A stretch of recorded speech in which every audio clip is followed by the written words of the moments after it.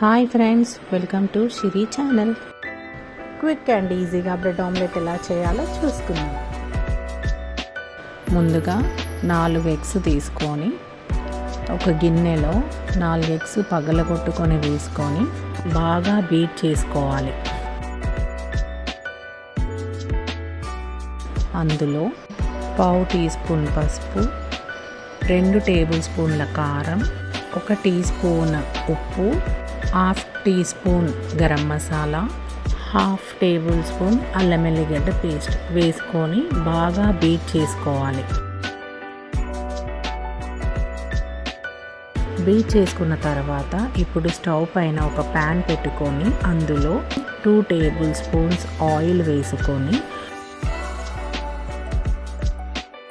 Beat చేసుకున్న ఎగ్గులో bread slices తీసుకొని అటు ఇటు 2 పక్కల అద్దేసుకొని ప్యాన్లో వేయాలి. 2 పక్కల బాగా కాల్చుకొని అప్పుడు ప్లేట్లో సర్వ్ చేసుకోవాలి.